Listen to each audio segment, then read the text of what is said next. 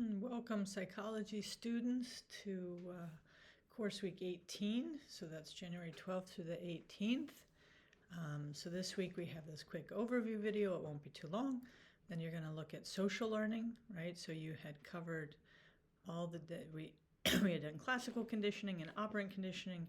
And so the last thing is, how do we learn? By watching. Sometimes this is also called observational learning.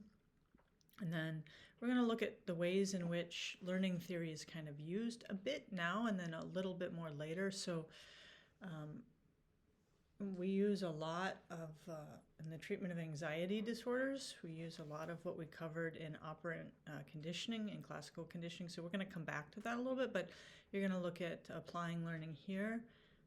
And then we have one project that you're going to finish right in this week, and another project that you're going to get started with, and you'll have until course week 21 to work on it. So it's not due till the end of that week, because you'll see in a second here, you need a bit of time. So let's look at the project here. So I find that when I first learned about psychology, I thought that you could take care of any issue, because I remember my training as a school psychologist. So I thought that you could use classical conditioning and operant conditioning to get a child to do anything you wanted. I was so confident in it. And then I had my own children. First, my daughter, to whom I thought all the books said good sleep habits, put the kid in bed at 7, get them up at 7, use these right schedules of reinforcement, and you will get a child who sleeps well. Well, she never did. She wanted to go to sleep at 10 when she was a week home from the hospital, and she still wants to stay up late. And my other children, I didn't really have to do anything. They wanted to go to bed at 7, and they still go to bed pretty early like I do. So I came to understand how much personality and temperament do kind of come into play into learning theory. But there are many ways in which we can use this to get the results we want. Like I said from the beginning, that learning and cognition we use the word learning when we really mean cognition. So we have to always keep in mind that what we're talking about. But I want you to think of your life, a situation, and it might be your learning or others. Like, a very simple thing is, the situation is, I want to feel really calm when I lay down in my bed at night, right? That would be something that might help me go to sleep. So that's the desired response. I get into my bed and I feel sleepy, right? Or this could be something you want your cat to do, or your dog to learn to do. So you can decide, and then you're going to go through the set of questions, one set for classical conditioning, one set for operant conditioning, and one set for social or cognitive learning theory, right? And so there's 20 things here. They're 1 point each.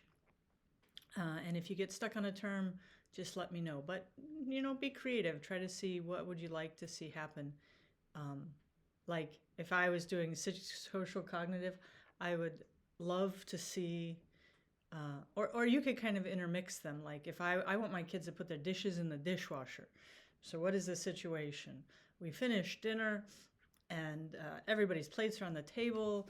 And what would I like? I would like for them to go into the dishwasher. All right, what type of model you pick? Well, maybe I get one of my 4 children, I talk to them and I'm like, you're going to be the model, right? So will they see vicarious punishment or reinforcement? Yes, because I am going to use, immediate rewards of putting in the dish in, and then how will I measure my effectiveness? Do my other kids watch that one and put the dish in the dishwasher, right? So you can use these in any way you'd like, and if you get stuck on something, let me know. All right, so that is the first project. The second project, like I said, and this one is specific to you, so you're not going to try to change somebody else's behavior. This is, I really want to pick a behavior that I want to change, all right? And don't worry about it saying A level. I've taken this from another resource, and it was a PDF, and I was a bit lazy to make all the changes. So what we're trying to do is, you're going to choose a behavior. So this is what you got to do kind of now, right? So the beginning of this is what you're going to do right away. You're going to choose the behavior you want to change. Let's say I want to stop biting my fingernails, or I want to exercise every time I get up in the morning, right? Something. All right. Then baseline is what you're going to do, what you're going to measure before you do anything. So you have to have at least 2 days. This could be longer, right? You might have it be a week or whatever, but you're just going to keep track of, like, okay, I want to work out every morning, and for the first week I only worked out once, so I write down what I did. All right, then you need to design your behavior modification program. So you're gonna, and these are all, you can see they're down here. So think about your schedules of reinforcement. Think about your antecedents, like what am I gonna have before? Like if I wanted to work out every morning, one thing I would do is I would go to bed in my workout clothes, right? I would start it off before I go.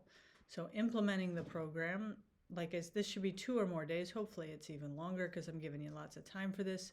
So you're going to implement your plan and you're going to see, hey, does it work, right? And that's the writing the brief paper. All right, I really 2 pages at most, but some graph to show your baseline behavior and how you kept monitoring it. And hopefully you'll get some change and something that you want to change. All right, so that is this week. Week 18, so a couple smaller assignments, right? This is why I have these Monday. These should be 1 day. These are normal length. This project, I have 2 days because that's going to take you more time. And then just start now. And really what I want you to upload, I think I wrote it here, I'll double check, is that here's where you're going to pick a goal. And so here we go, I said it right. For the first posting, tell me what behavior you're going to try to change and your baseline of that.